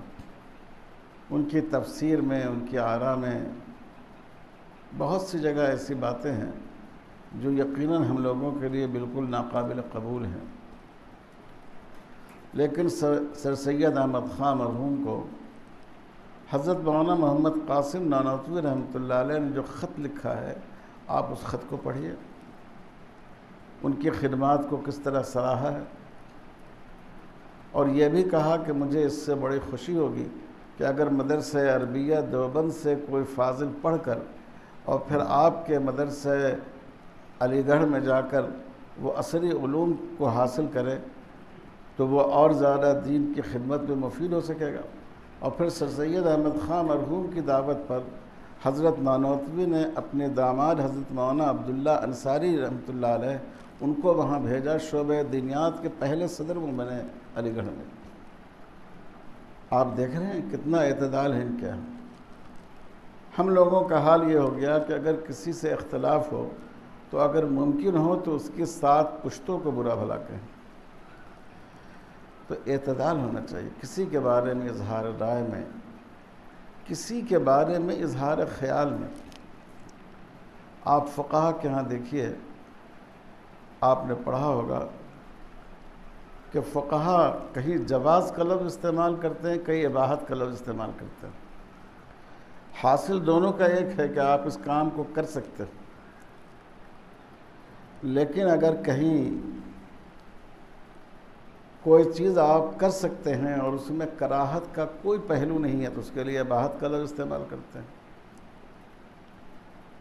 اور کسی عمل کو آپ کر سکتے ہیں اور اس میں کوئی پہلو کراہت کا بھی ہو سکتا ہے تو اس کے لیے جواز کا پہلو لفظ استعمال کرتے ہیں۔ یعنی احتیاط ہے ان کی، اور بعض جگہ یسعہ اس کے لیے اس کی گنجائش ہے، یہ لفظ استعمال کرتے ہیں۔ یعنی قدم قدم پر احتیاط کو اور اعتدال کو ملحوظ رکھتے ہیں، اور امام ابو حنیفہ رحمۃ اللہ علیہ کے یہاں تو اس کی یہ سب سے زیادہ ہے۔ اسی لیے آپ دیکھتے ہیں کہ امام ابو حنیفہ رحمۃ اللہ علیہ کے یہاں جو اعمال لازم ہیں ان کو امام صاحب نے 2 حصوں میں تقسیم کر دیا، فرض اور واجب۔ یہ اعتدال ہے۔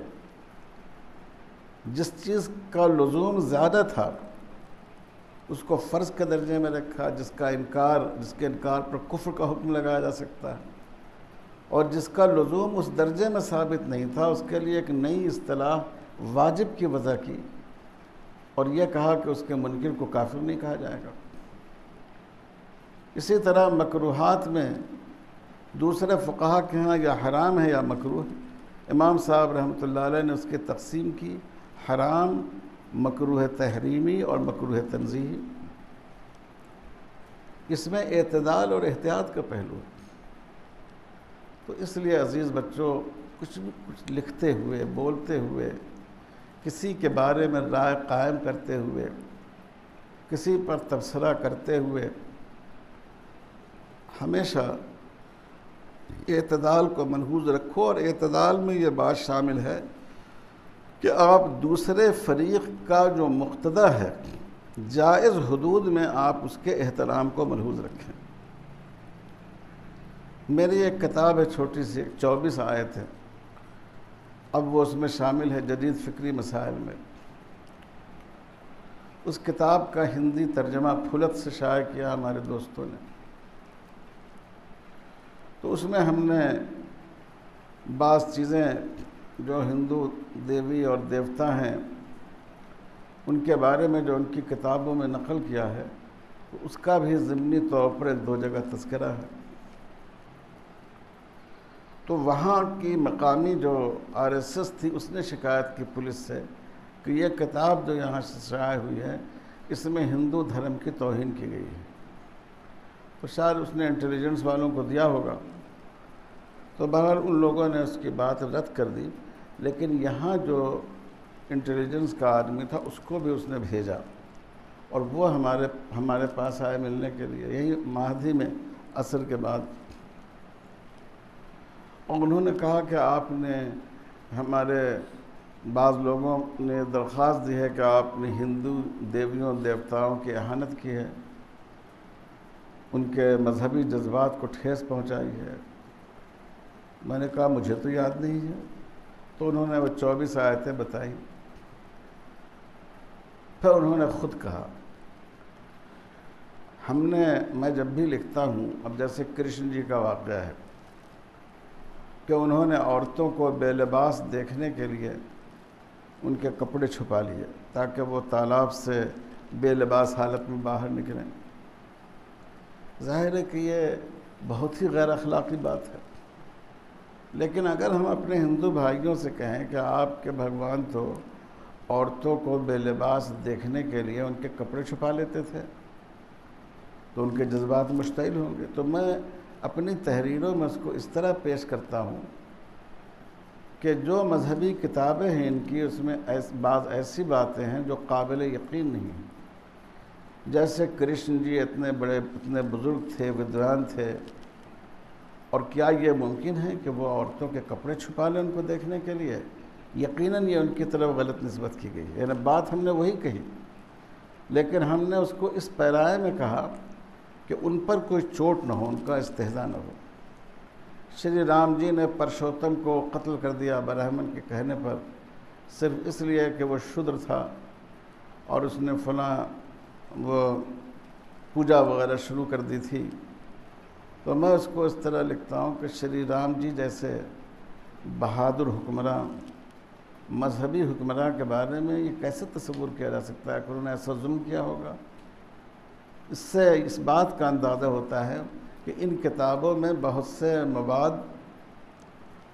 الگ مواد، یعنی اس میں تحریف ہوئی ہے، باہر سے بعض مواد شامل کر دیا گیا ہے۔ تو ایک ہی بات کو کہنے کے 2 انداز ہو سکتے ہیں۔ آپ کا مقصد ثابت ہو جائے گا، لیکن آپ ایسی زبان استعمال کیجئے کہ اس سے دوسروں کو آپ پر انگلی اٹھانے کا موقع نہیں ملے۔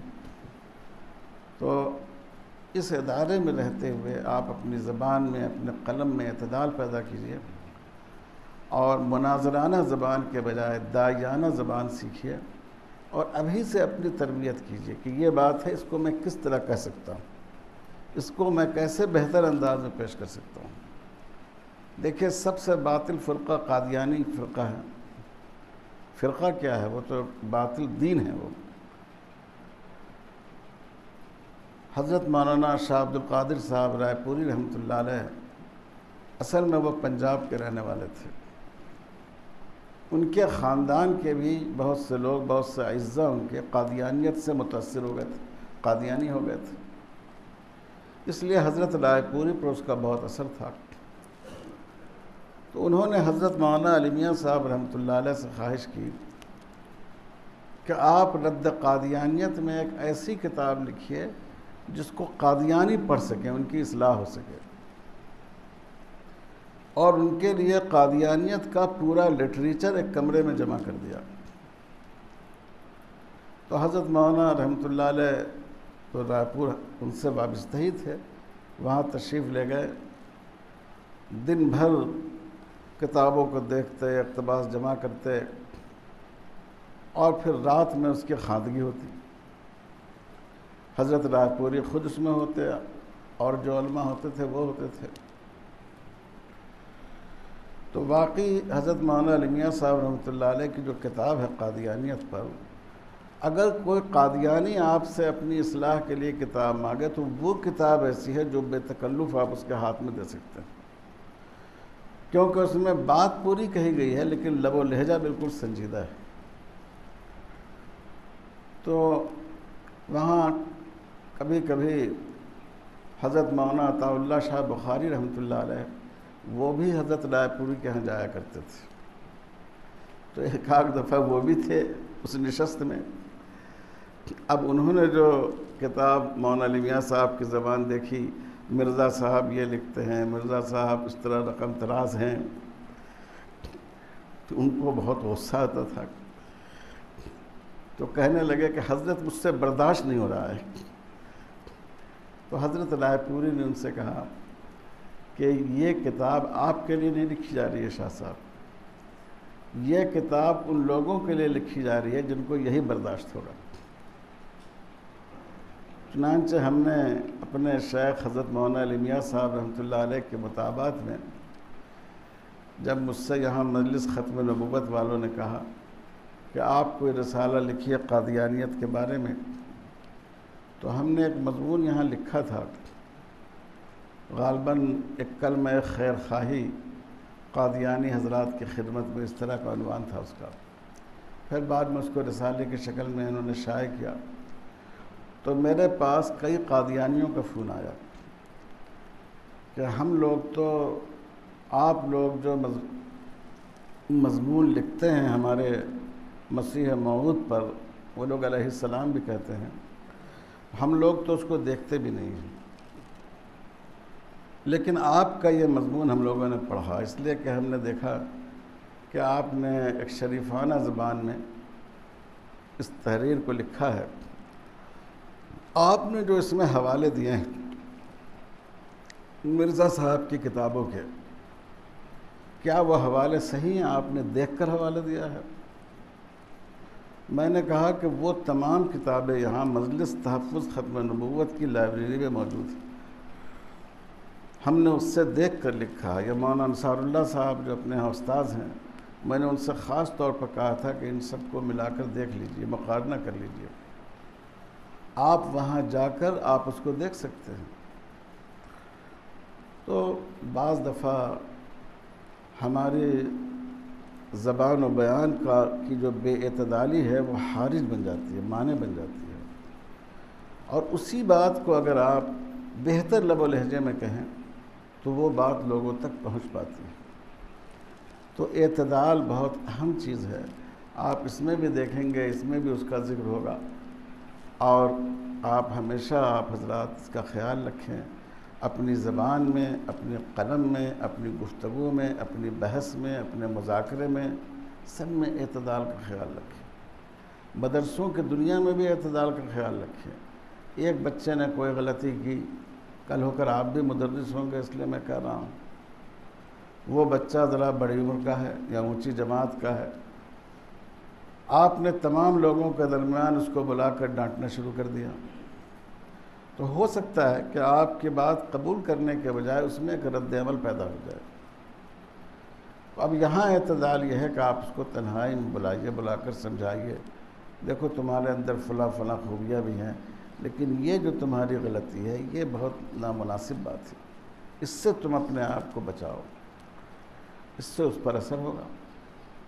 ورنہ بعض دفعہ یہ ہوتا ہے کہ اس پر رد عمل ہو جاتا ہے، ریئیکشن ہو جاتا ہے اس پر۔ تو اس لیے یہ چوتھی اہم چیز ہے کہ اعتدال کی آپ اپنے اندر تربیت کیجیے۔ اب میں یہاں کے اس کے بارے میں آتا ہوں۔ دیکھیے یہاں جو آپ کے اساتذہ کرام ہیں، ماشاءاللہ بہت ذی صلاحیت حضرات ہیں، آپ ان کی داڑھی کے سیاہ ہونے کی طرف نہ جائیے، بلکہ بہت سے اکثروں کی داڑھی میں اب سفیدی بھی شروع ہو چکی ہے، لیکن یہ اپنی صلاحیت اور استعداد کے لحاظ سے میرے تجربے میں، چونکہ میں پورے ملک میں جاتا رہتا ہوں، علماء سے اور مدرسین سے ملاقات ہوتی رہتی ہے، اپنے اپنے موضوع پر بہترین استاذ ہیں، اپنی استعداد کے اعتبار سے، اپنی تفہیم کے اعتبار سے، اپنے اخلاق کے اعتبار سے، طلباء کے ساتھ شفقت کے اعتبار سے آپ لوگ اس کو آئندہ انشاءاللہ محسوس کریں گے، اور پورے جذبے کے ساتھ کہ ہمارے بچے وہ ہماری اس صلاحیت کو اپنے اندر جذب کر لیں۔ سبھی حضرات پڑھاتے ہیں، لکھاتے ہیں، ان کی ایسی صلاحیت ہے کہ اگر یہ کہیں اور چلے جائیں تو یہاں جو ان کی تھوڑی بہت حقیر خدمت کی جاتی ہے اس سے وہ بہت زیادہ حاصل کر سکتے ہیں۔ لیکن اس جذبے سے کہ یہ ادارہ صرف ایک تعلیمی ادارہ نہیں ہے بلکہ یہ ایک تربیت کا ادارہ ہے، فکر سازی کا ادارہ ہے، یہ حضرات اس ادارے کی خدمت کر رہے ہیں۔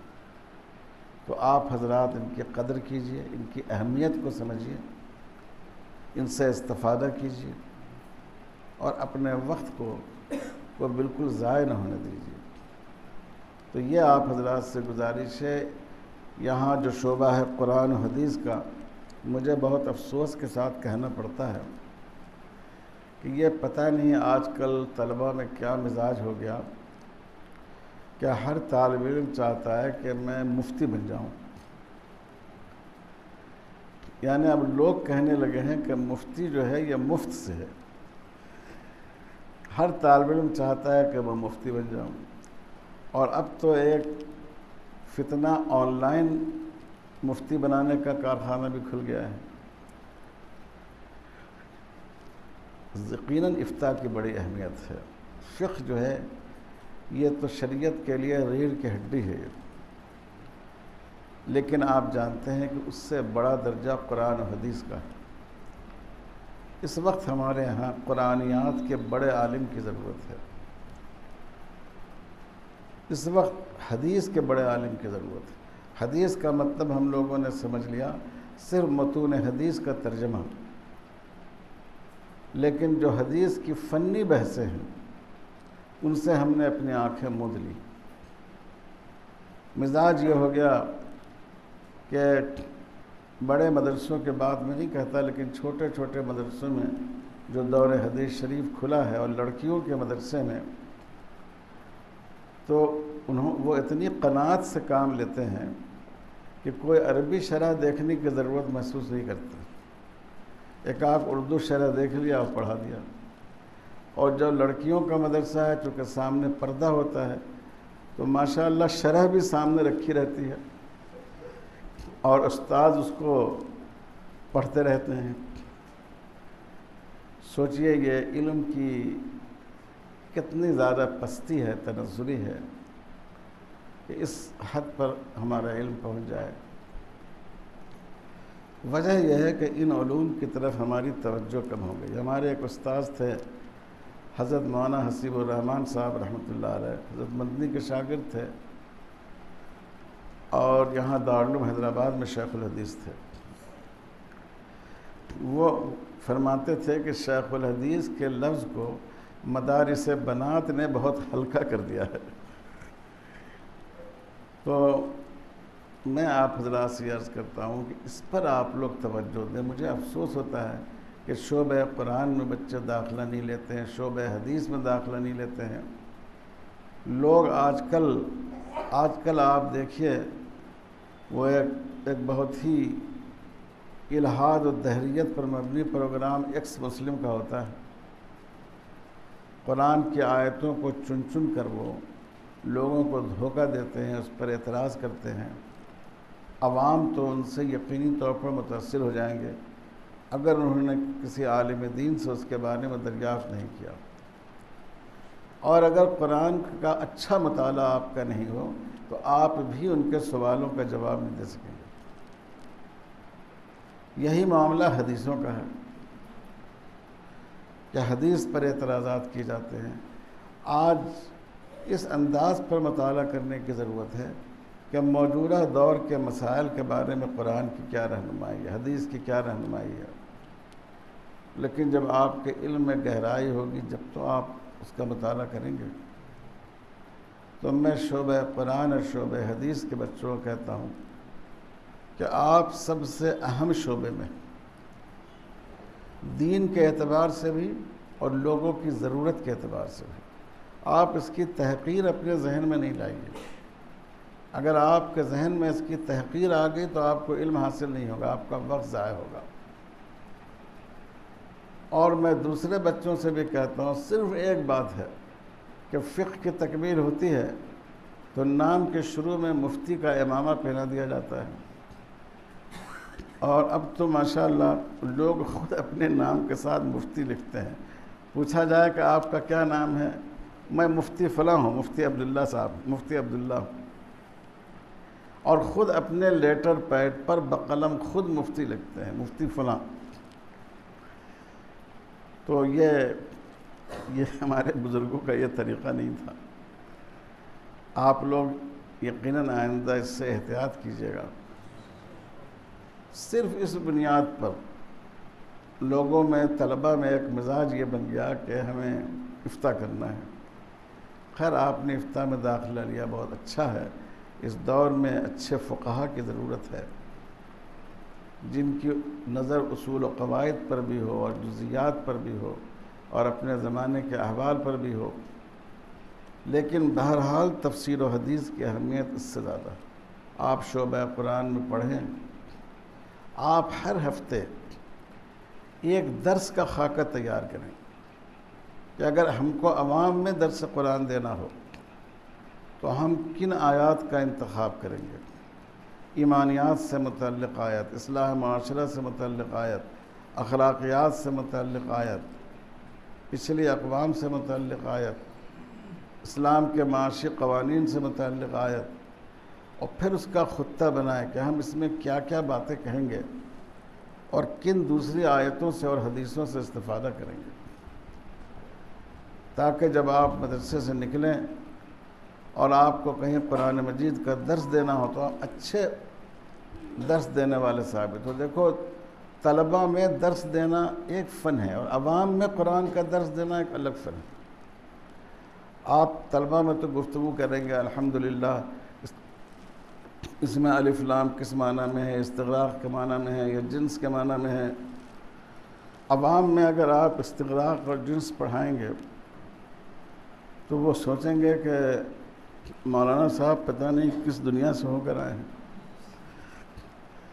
تو ان کے لیے آپ کیا کر سکتے، اسی آیت میں آپ ان کے لیے کیا مضمون نکال سکتے ہیں، یہ سوچنا آپ کا کام۔ یہی حال حدیث کا ہے کہ حدیثوں کا ہر ہفتے ایک ایسی حدیث کا انتخاب کیجئے کہ اگر آپ کو عوام کے مجمع میں جدید تعلیم یافتہ لوگوں میں درس دینا ہو تو آپ کس طرح درس دیں گے۔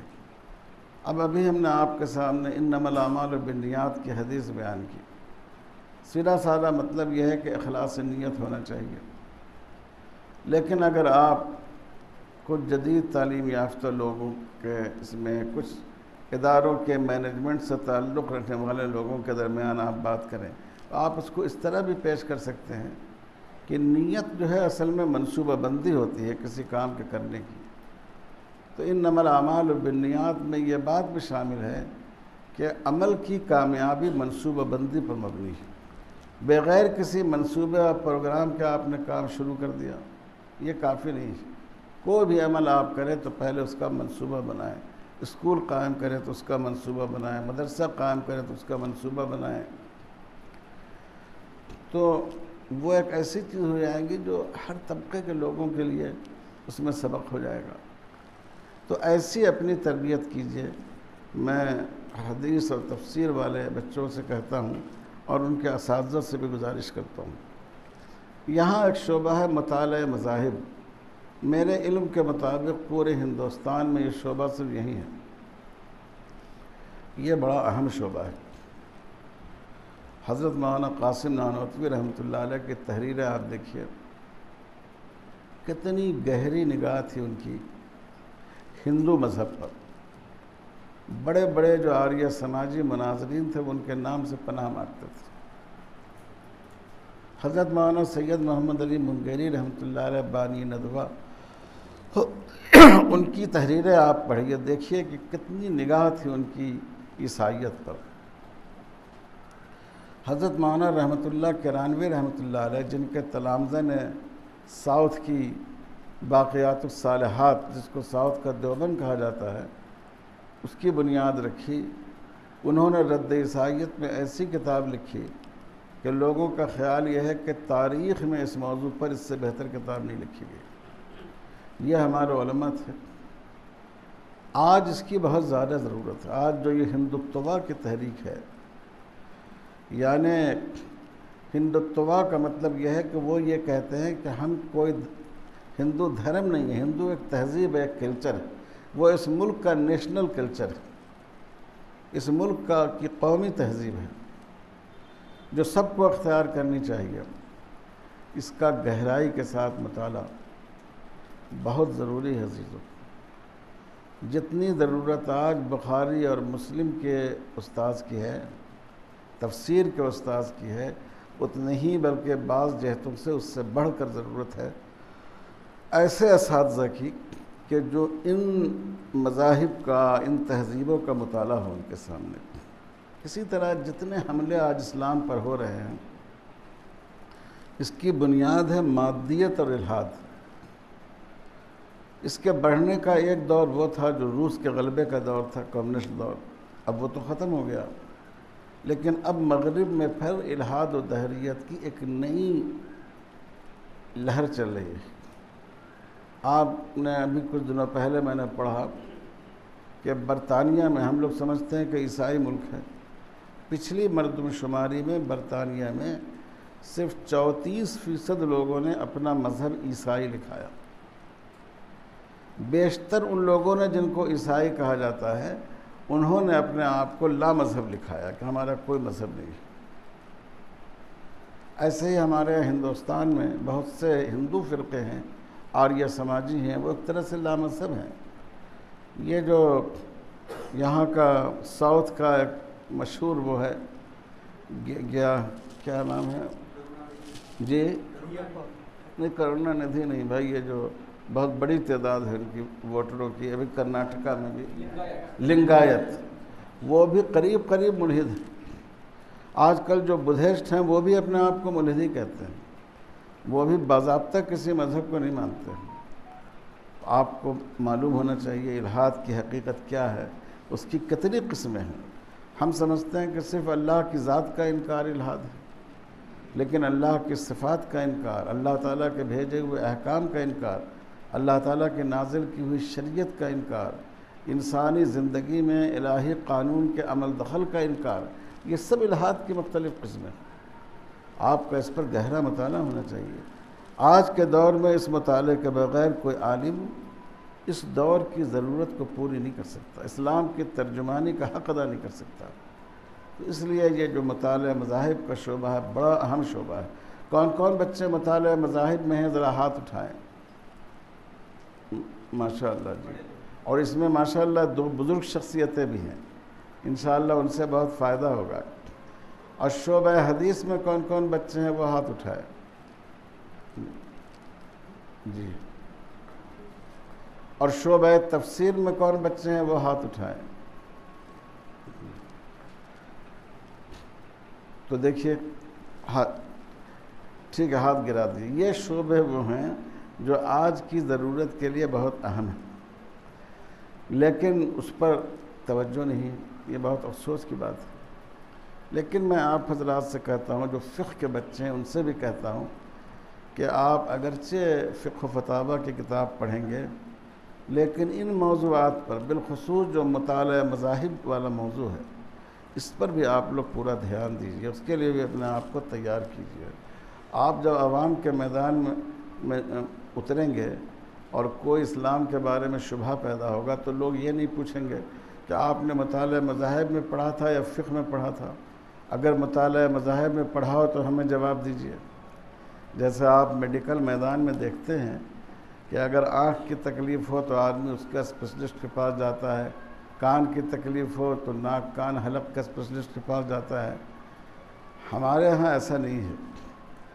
کوئی بھی امت کا مسئلہ پیدا ہوگا اور کوئی بھی عالم نظر آئے گا تو وہ آپ کا دامن تھامیں گے، تو اپنے آپ کو اس کے لیے تیار کرنا چاہیے۔ ایک آخری بات یہ ہے، میں نے شروع میں بھی اس کی طرف اشارہ کیا کہ یہاں جو محاضرات اور پروگرام ہوتے ہیں وہ اس کی روح ہیں اس ادارے کی۔ میں جب سفر میں کئی بار جو معہد کے فضلاء ملے، انہوں نے مجھ سے کہا کہ جتنا فائدہ مجھے محاضرات سے ہوا ہم لوگوں کو، اور کسی مضمون سے اتنا فائدہ نہیں ہوا۔ بعضوں نے کہا کہ جو محاضرات ہوتے ہیں معہد میں وہ خلاصہ ہے ہم لوگوں کی تربیت کا، اس میں آپ کے اساتذہ بہت ہی محنت کے ساتھ تیاری کر کے پھر اپنے مطالعے کا محصول آپ کے سامنے پیش کرتے ہیں۔ ابھی آپ کو اس کی اہمیت محسوس نہیں ہوگی۔ اب آپ نے یہاں قرآن کی جمع و تدوین پر آپ نے محاضرہ سنا۔ فرض کیجئے کہ آپ سے کوئی آدمی کہے کہ مولانا ذرا آپ قرآن مجید تو حضور کے اتنے دنوں کے بعد مرتب ہوا، حضور کی زندگی میں تو اس کی تدوین ہوئی نہیں، کیسے سمجھا جائے کہ وہ قرآن پورا کا پورا صحیح ہے؟ آپ اس پر روشنی ڈالیے، تو آپ بغل جھانکنے لگیں گے۔ لیکن اگر آپ ان محاضرات کو توجہ سے سنیں گے آپ جواب دے سکیں گے۔ اگر کوئی آدمی آپ سے کہے کہ امام بخاری رحمۃ اللہ علیہ وہ تو دوسری صدی کے اخیر کے ہیں، تو اتنے عرصے کے بعد حدیثیں مرتب ہوئی، کیسے اس پر بھروسہ کیا جائے؟ اگر آپ نے یہاں محاضرہ سنا ہوگا تو آپ اس کا جواب دینے کے لائق ہوں گے۔ اگر آپ پر کسی نے اعتراض کیا کہ یہ جو فقہ حنفی ہے یہ تو قانون روما کا چربہ ہے، فلاں فلاں قانون دیکھیے، قانون روما میں بھی یہی تھا، اور امام ابو حنیفہ رحمۃ اللہ علیہ نے بھی اسی کو لیا، چونکہ وہ ایران کے علاقے میں تھے، اور ایران اور روم اس زمانے میں دنیا کی دو مہذب قومیں تھیں، آپ کے لیے جواب دینا مشکل ہو جائے گا۔ ان سارے سوالات کے جواب جو آپ کو ملیں گے وہ محاضرات میں ملیں گے۔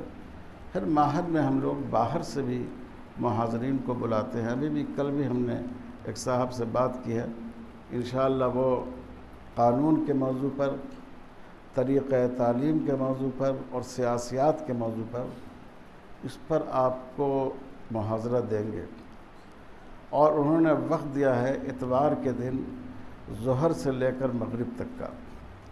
کیا آپ لوگ اس میں شریک ہوں گے؟ مغرب کے بعد دیا، مغرب بعد دیا ہے؟ نہیں کل انہوں نے جو بات ہوئی، ہاں انہوں نے بتایا کہ طلبہ جو صبح سے 2 بجے تک پڑھتے ہیں، ہاں 2 بجے کے بعد فوراً بہت اچھا تھکے ہو جاتے ہیں۔ اچھا اچھا اچھا ہاں، انہوں نے کہا کہ ٹھیک ہے، اور خیر اللہ سنت ہے اس کو چھوڑنا نہیں چاہتے۔ پھر انہوں نے کہا کہ نہیں تب صحیح رہے گا۔ نہیں ٹھیک ہے، یہ تو بہت اچھا، میں نے بھی ان سے ہی کہا تھا ہر اتوار کو مغرب بعد انشاءاللہ 2 گھنٹے کا وہ محاضرہ دیں گے، بہت اہم ہوگا۔ وہ بام سیف سے متعلق ہے، اور یہ جو برہمنیت و ہندوتوا وغیرہ ہے اس کے بارے میں ان کی بڑی نظر ہے، اور آپ سب لوگ اس میں شریک ہوں۔ اور ہم یہ بھی کوشش کر رہے ہیں کہ مسجد میں جو اوپر والی منزل ہے اس کو اور ہم بہتر کر دیں تعلیمی نقطۂ نظر سے۔ جو آج کل کہتے ہیں اسمارٹ کلاس، میں تو سمجھتا ہوں کہ دین کے ہر کلاس اسمارٹ کلاس ہوتی ہے، لیکن اس میں ٹیکنالوجی کی سہولت کے اعتبار سے تو انشاءاللہ وہ کر دیں گے۔ اور ہم یہ کوشش کریں گے کہ باہر کے یعنی دوسرے شہروں سے اور کبھی کبھار باہر کے ملکوں سے وہاں کے علماء کے محاضرات ہوں، تو آپ جب اس میں بیٹھیں گے تو آپ کو ایسا محسوس ہوگا کہ محاضر بالکل آپ کی کلاس روم میں بیٹھا ہوا ہے۔ لیکن ایسا نہ ہو کہ محاضر تو کلاس روم میں ہیں اور سننے والے سب شاہین نگر میں چائے کی دکان پر ہیں، ایسا تو نہیں ہوگا بھائی۔ تو آپ لوگ یہ ساری چیزیں، حالانکہ اس میں کافی اخراجات بھی ہوتے ہیں، آپ لوگوں کی صلاحیت کو پروان چڑھانے کے لیے اور فروغ دینے کے لیے کیا جاتا ہے۔ آپ کے تعاون ہی سے یہ کام آگے بڑھ سکتا ہے، تو سب لوگ انشاءاللہ اس کو کریں گے۔ بس ایک چیز اگر ارادہ کر لو کہ مدرسے نے جس کام کے لیے جو وقت مقرر کیا ہے اس وقت میں ہم وہی کام کریں گے۔ جو وقت کلاس کا ہے اس وقت کلاس میں رہیں گے، جو وقت لائبریری کا ہے اس وقت ہم لائبریری میں جائیں گے، جو وقت یہ محاضرات کا ہے اس وقت ہم محاضرات میں رہیں گے، جو وقت کھانے کا اس وقت کھانے کے حال میں رہیں گے، تو آپ ایک بہترین طالب علم ہو جائیں گے اور آپ انشاءاللہ اس سے بہت نفع اٹھا سکیں گے۔ اور اگر آپ اس وقت میں اپنی مرضی سے وقت نکالنا شروع کر دیں گے کہ بھائی یہاں کا چار مینار تو بہت مشہور ہے، اب تک دیکھا نہیں یا ایک ہی دفعہ دیکھا ہے، ذرا اچھے سے جا کر جائزہ لے لیں۔ اچھا چار مینار تو دیکھا، قلعہ گولکنڈہ نہیں دیکھا، وہ تو لال قلعے سے بھی پرانا قلعہ ہے، آج چلو اس کی سیر کر کے آ جائیں۔ تو لال قلعے کی سیر تو آپ کو حاصل ہو جائے گی، لیکن آپ علم کی سیر نہیں کر سکیں گے۔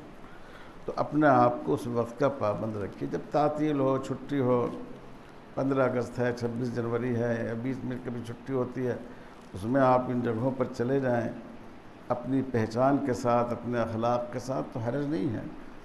لیکن اوقات تعلیم میں اور اوقات دارالاقامہ میں جس کام کا جو وقت مقرر کیا گیا ہے، آپ اس وقت میں اسی کام کو کریں۔ اور ایک بات یہ ہے کہ اس میں کئی شہر کے طلباء نے بھی داخلہ لیا ہے، تو ایک مشکل یہ ہو جاتی ہے کہ شہر کے جو بچے ہیں ان کا حق تو ادارے پر زیادہ ہے، کیونکہ پڑوس کا حق ہوتا ہے، حق جوار ہوتا ہے، لیکن وہ اپنے حق کے معاملے میں بہت ایثار سے کام لیتے ہیں، اپنا حق حاصل ہی نہیں کرتے ہیں۔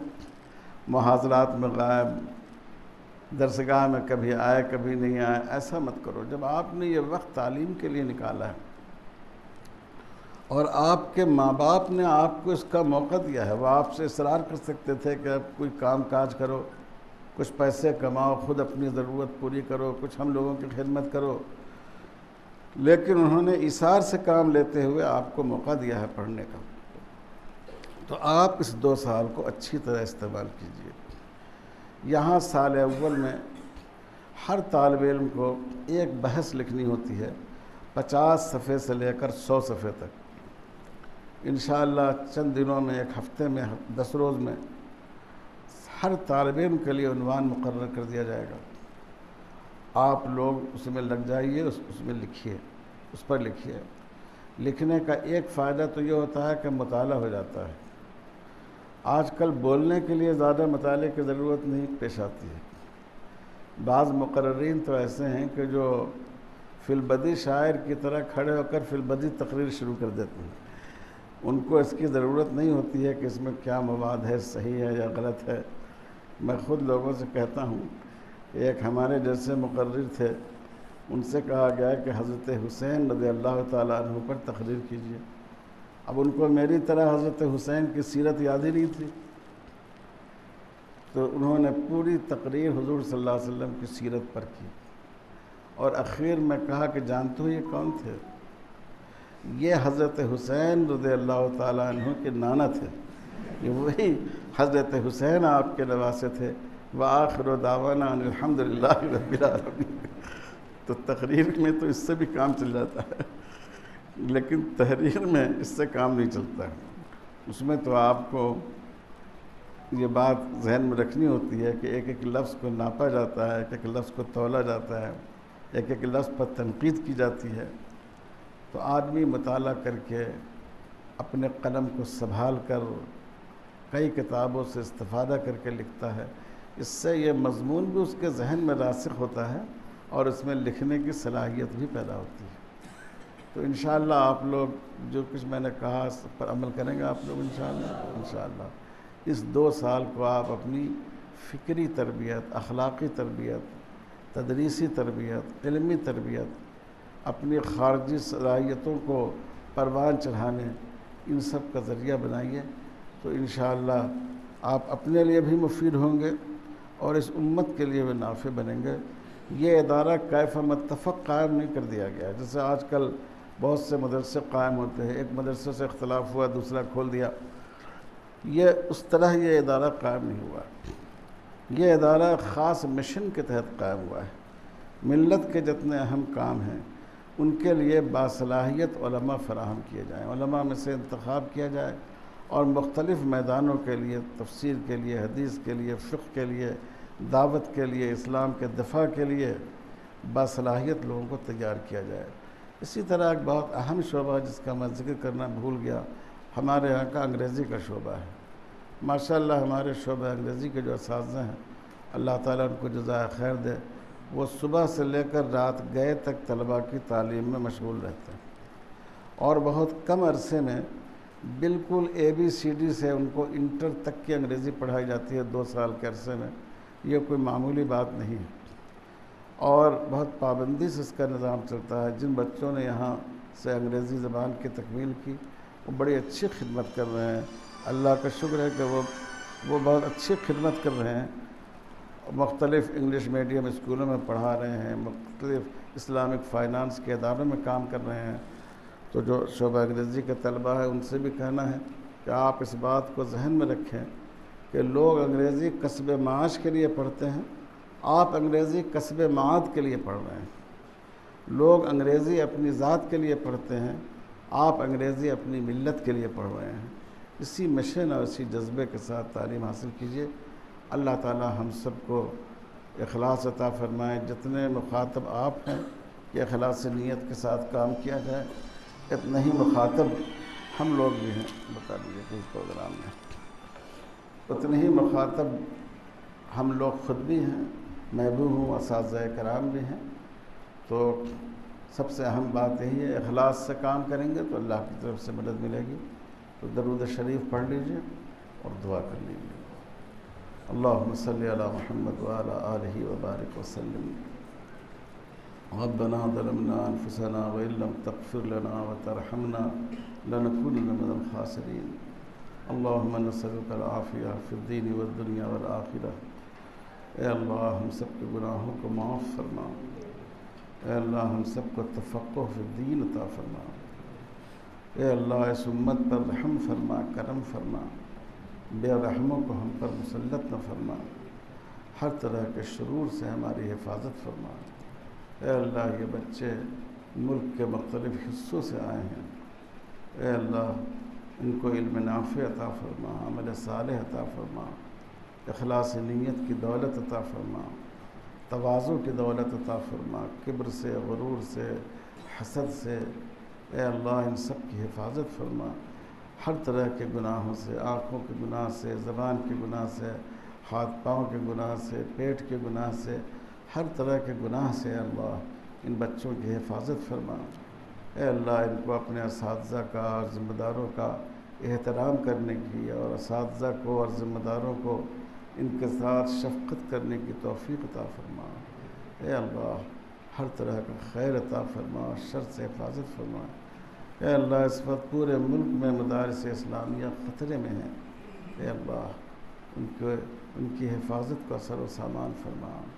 اے اللہ ان کی حفاظت کا سر و سامان فرما۔ اے اللہ فرقہ پرستوں کے شر سے اور مخالفین اسلام کے شر سے ان کی حفاظت فرما، علماء کی حفاظت فرما، مسلمان قائدین کی حفاظت فرما، مسلمان ماہرین کی حفاظت فرما۔ اے اللہ اس ادارے کو، یہ تمام ضروریات کو غیب سے پوری فرما، ظاہری اور معنوی ترقیات سے سرفراز فرما۔ اے اللہ ہر طرح کا خیر عطا فرما اور ہر طرح کے شر سے حفاظت فرما۔ سب کو صحت کاملہ عاجلہ مستمرہ عطا فرما۔ یہ گرمی کی شدت ہے اللہ، اس کو دور فرما۔ ان بچوں کو صحت کے ساتھ، عافیت کے ساتھ یہاں وقت گزارنے کی توفیق عطا فرما۔ اے اللہ اس ادارے کو خوب ترقی عطا فرما، اس کو اسلام کی ترجمانی اور اسلام کے دفاع اور اسلام کی حفاظت اور اسلام کی دعوت کا ایک قلعہ بنا دے اللہ۔ اے اللہ یہاں سے ایسے افراد کو پیدا کر جو بہتر طور پر اسلام کو لوگوں کے سامنے، دنیا کے سامنے، مسلمانوں کے سامنے اور غیر مسلموں کے سامنے پیش کر سکے۔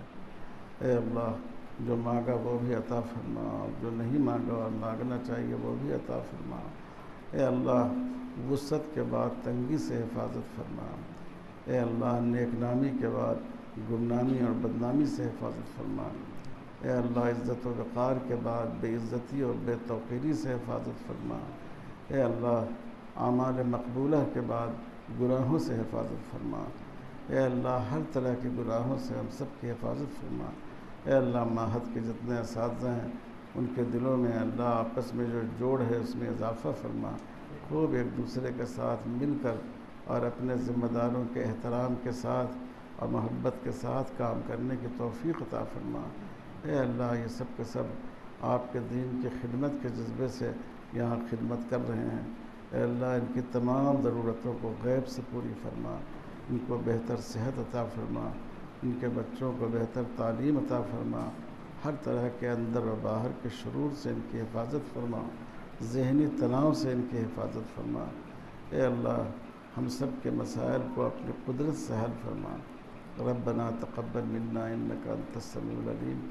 اور ہمارے جو ٹرسٹیز ہیں ان میں جناب حیدر غوری صاحب اور جناب سید عظمت اللہ صاحب کافی اس وقت بیمار ہیں، اے اللہ ان کو صحت کاملہ عاجلہ مستمرہ عطا فرمائیے۔